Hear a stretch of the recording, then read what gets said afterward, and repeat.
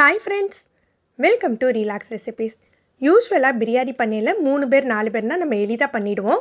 இதுவே 1 கிலோ பண்ணணும் 2 கிலோ பண்ணணும்னா நிறைய டவுட் வந்துடும், கொஞ்சம் கன்ஃபியூஸ் ஆயிடுவோம். இன்றைக்கி 1 கிலோ சிக்கன் பிரியாணி எப்படி பொலன்னு ட்ரெடிஷ்னல் ஸ்டைலில் பண்ணலாம் அதான் பார்க்க போகிறோங்க. இதுக்காக 1 கிலோ பாஸ்மதி அரிசி எடுத்து வச்சுருக்கேன். 1 கிலோ பாஸ்மதி அரிசிக்கு 1 கிலோ சிக்கன் கொஞ்சம் பெரிய சைஸ் பீஸாக கட் பண்ணி வாங்கி வச்சுக்கலாம். இப்போ 1 கிலோ சிக்கன் பிரியாணிக்கு என்னென்ன பொருட்கள் தேவை, எவ்வளோ அளவு தேவைன்னு பார்த்துடலாம். 1 கிலோ பிரியாணிக்கு 1/2 கிலோ வெங்காயம், 300 தக்காளி எடுத்து வச்சுருக்கேங்க. 1 எலுமிச்சம்பழத்தோட சாறு, 4 பச்சை மிளகாய், 100 எண்ணெயும் 100 நெய்யும் எடுத்து வச்சுருக்கேன். 3 டீஸ்பூன் பிரியாணி மசாலா. இந்த பிரியாணி மசாலா பார்த்தீங்கன்னா இதில் ஒன்லி பட்டை, கிராம்பு, ஏலம் 3 மட்டும்தாங்க இருக்குது. இதோட வீடியோ ஆல்ரெடி நம்ம சேனலில் போஸ்ட் பண்ணியிருக்கோம், அதோட லிங்கை கீழே டிஸ்கிரிப்ஷனில் கொடுக்குறேன். 4 டீஸ்பூன் இஞ்சி பூண்டு விழுது, அப்புறம் காரத்திற்கு தேவையான மிளகாய்த்தூள், உப்பு எடுத்து வச்சுக்கோங்க. 100 ml தயிர் எடுத்துருக்கேன். அப்புறம் 4 துண்டு பட்டை, 4 ஏலம், 4 கிராம்பு, கொஞ்சம் பிரியாணி இலை, 1 கப் நிறைய மல்லி புதினா கட் பண்ணி வச்சுருக்கேங்க. இதோடு சேர்த்து இன்னும் ஒரு பொருள் பிரியாணிக்கு சேர்ப்போம், அது என்னென்னு உங்களுக்கு நான் சேர்க்கையில் காட்டுறேன். இப்போ பாஸ்மதி நம்ம ஊற வச்சிடலாம். 1 மணி நேரம் ஊற வச்சுக்க போகிறேன். நீங்கள் 10 நிமிஷம் 15 நிமிஷம் ஊற வச்சிங்க அப்படின்னா உங்களுக்கு அரிசி உதிரியாக இருக்கும், ஆனால் பொலன்னு இருக்காது. நல்லா சாஃப்ட் ஆகணும்னா 1 மணி நேரம் ஊற வச்சுக்கோங்க. முதல்ல எண்ணெயும் நெய்யும் கலந்து தாளிச்சிடலாம். தம் போடுறதுக்காக 1 டேபிள் ஸ்பூன் நெய் மட்டும் எடுத்து வச்சுட்டு மீதியெல்லாம் சேர்த்துடுறேன்.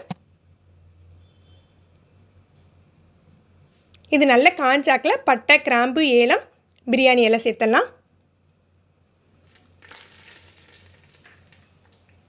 வெங்காயத்தை நல்ல மெல்லிசாக ஒன்று போல் ஸ்லைஸ் பண்ணி வச்சுக்கோங்க. இதை இதோடு சேர்த்து வதக்கிடலாம்.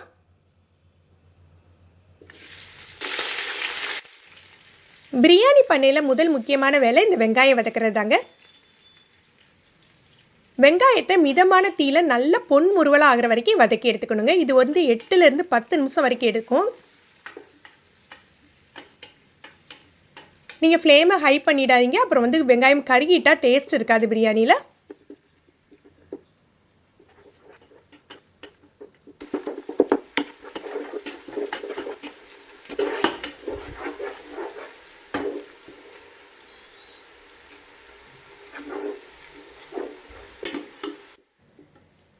வெங்காயம் இந்த அளவு வதங்கின பிறகு நம்ம இஞ்சி பூண்டு விழுது சேர்த்தலாம்.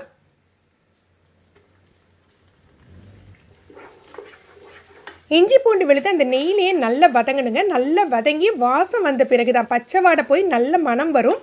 அதுக்கப்புறம் தான் நம்ம தக்காளி எல்லாம் சேர்க்கணும்.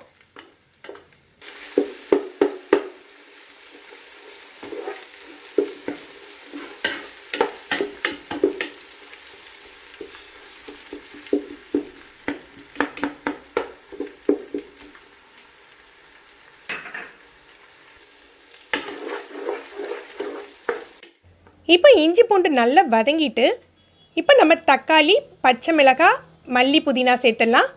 இதோட தக்காளி வதங்கிறதுக்கு தேவையான அளவு நம்ம உப்பு சேர்த்துக்கலாம்.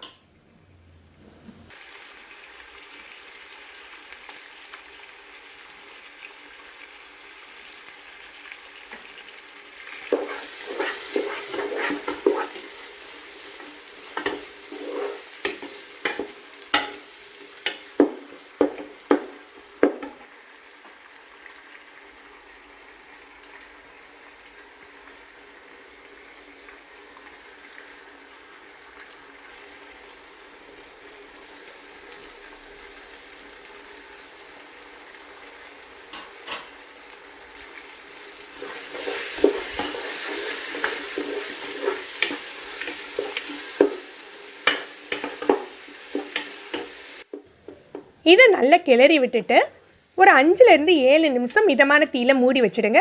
தக்காளி ஊறு தெரியாமல் நல்லா மசிஞ்சிடணும், அந்த அளவுக்கு வேக விட்டுறணும். இப்போ நான் பிரியாணியில் ஒரு பொருள் சேர்க்கணும் அப்படின்னு சொல்லியிருந்தேன் இல்லையா, அது வேறு ஒன்றும் இல்லைங்க. ஒரு 5 பாதாம் பருப்பு, 5 முந்திரி பருப்பு ஒரு 10 நிமிஷம் நல்ல சூடான வெந்நீரில் ஊற வச்சு தோல் எடுத்து நல்லா நைஸாக அரைச்சி எடுத்துக்கோங்க. இப்போ தக்காளி நல்லா மசிஞ்சிட்டு பாருங்கள். இந்த ஸ்டேஜில் நம்ம மசாலாலாம் சேர்க்க ஆரம்பிச்சிடலாங்க.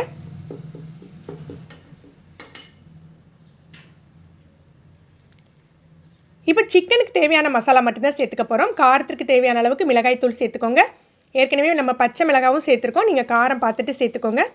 நம்ம எடுத்து வச்சுருக்க பிரியாணி மசாலாவில் 2 டீஸ்பூன் மட்டும் இப்போ சேர்த்துக்கலாம். 1 டீஸ்பூன் நம்ம வந்து ரைஸ் சேர்க்கையில் சேர்த்துக்கணும். இதோட உப்பு தயிர் எல்லாம் சேர்த்து நல்லா கலந்து விட்டுருங்க.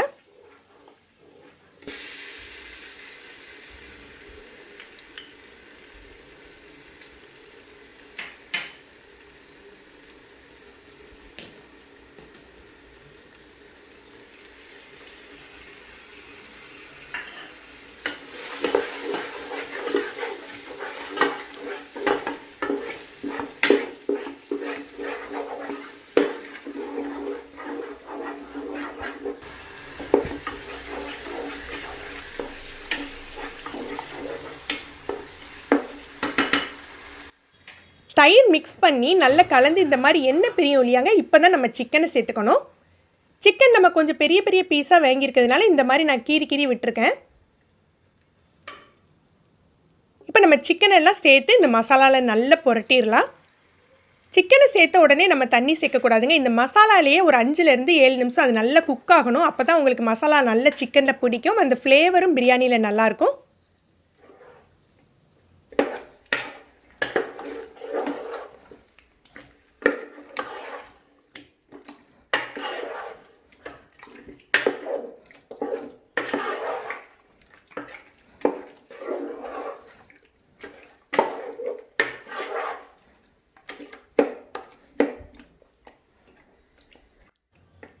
இதை அப்படியே மூடி வச்சிடலாம். ஒரு 7 நிமிஷம் மிதமான தீயிலே இருக்கட்டும்.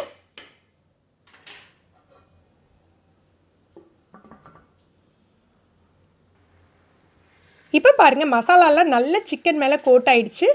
இதை லேசாக அப்படி மிக்ஸ் பண்ணிவிட்டு நம்ம 1 கப்லேருந்து 1.25 கப் அளவுக்கு தண்ணி சேர்த்துக்கலாம் சிக்கன் வேகிறதுக்கு. நம்ம சின்ன பீஸாக போட்டிருந்தா இந்த மாதிரி வதக்கிறதுலேயே சிக்கன் வெந்துடும். நம்ம பெரிய பெரிய பீஸாக போட்டிருக்கிறதுனால நம்ம தண்ணி சேர்த்துக்க போகிறோம்.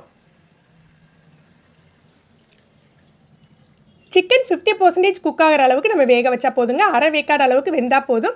ஏன்னா நம்ம ரைஸ் சேர்த்து வேக வைப்போம், தம்மும் போடுவோம், அதில் ஃபுல்லாக குக் ஆகிடும். ஒரு 5 நிமிஷத்துலேயே சிக்கன் வந்து உங்களுக்கு 50% குக் ஆகிடும். நம்ம அப்படியே மூடி வச்சிடலாம்.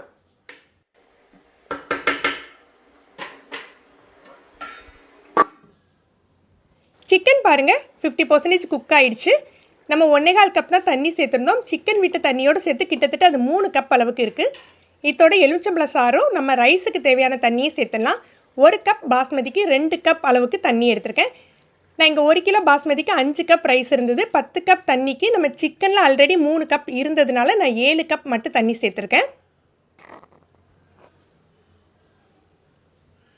இதோட பிரியாணி மசாலா சேர்த்துக்கலாம். பாஸ்மதி அரிசிக்கு தண்ணி அளவு பார்த்தீங்கன்னா 1க்கு 2 நான் வச்சுருக்கேன். உங்களுக்கு 1க்கு 2 வச்சிங்கன்னா ரைஸ் நல்லா மலர்ந்து விரிஞ்சு வரும் உங்களுக்கு. இப்போ ரைஸுக்கு தேவையான அளவுக்கு காரமும் சேர்த்துக்கோங்க. உப்பு, காரம், பிரியாணி மசாலா எல்லாம் சேர்த்துக்க போகிறோம். இதோட நான் சொன்னேன் இல்லையா, பாதாமும் முந்திரியும் அரைச்சி வச்சுருக்கோம் இல்லையா, 5 பாதாம் 5 முந்திரி அளவு போதுங்க. நிறைய சேர்த்திங்கன்னா கொழுன்னு ஆகிடும். பாருங்கள், இந்த அளவு தான் வந்திருக்கு. இது அப்படியே இதோட சேர்த்துடலாம். சேர்த்து நல்ல கொதி வந்தாக்கில் நம்ம ரைஸ் சேர்த்துடலாங்க.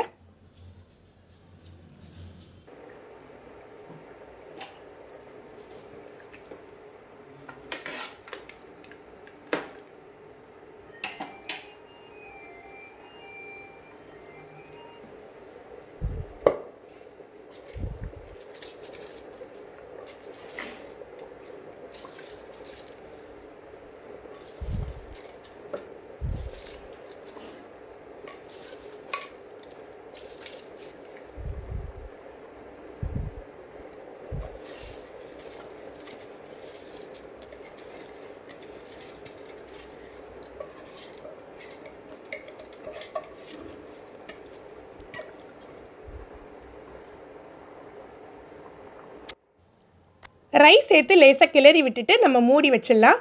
தண்ணியும் அரிசியும் ஒன்று சேர்ந்து வரையில் தான் நம்ம தம் போடணுங்க. ஃப்ளேமை கம்மி பண்ண வேண்டாம். உங்களுக்கு மீடியம் ஃப்ளேம் அல்லது ஹை ஃப்ளேம்லேயே இருக்கலாம்.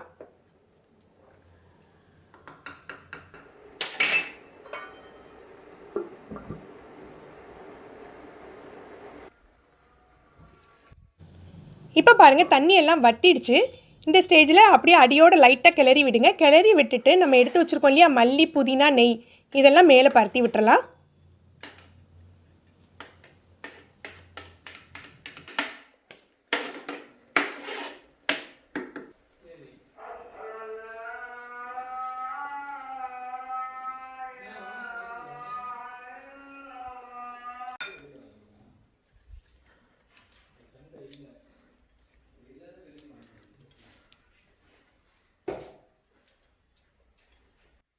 நான் இதுக்கு ஃபுட் கலர் எதுவும் சேர்க்கலைங்க. நேச்சுரலாகவே இதோட கலர் நல்லா இருந்தது.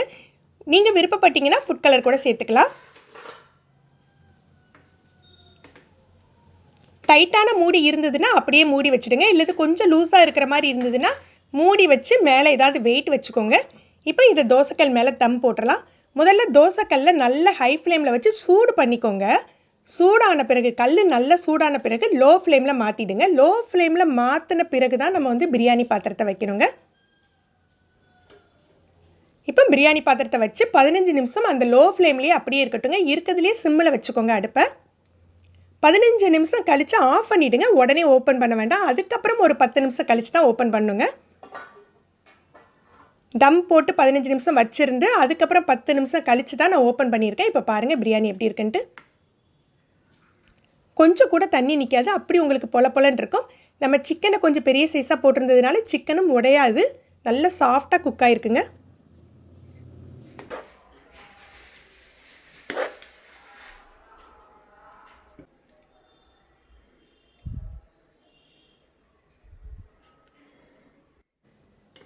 ஃப்ரெண்ட்ஸ், நீங்கள் இந்த மெத்தடில் சிக்கன் பிரியாணி ட்ரை பண்ணி பாருங்கள். எப்படி இருந்ததுன்னு கமெண்ட் பண்ணுங்கள். இந்த வீடியோவை மறக்காமல் லைக் அண்ட் ஷேர் கொடுங்க. இது வரைக்கும் நம்ம சேனலை சப்ஸ்கிரைப் பண்ணாதவங்க சப்ஸ்கிரைப் பண்ணி கீழே உள்ள பெல் பட்டனை ப்ரெஸ் பண்ணிக்கோங்க. தேங்க்யூ.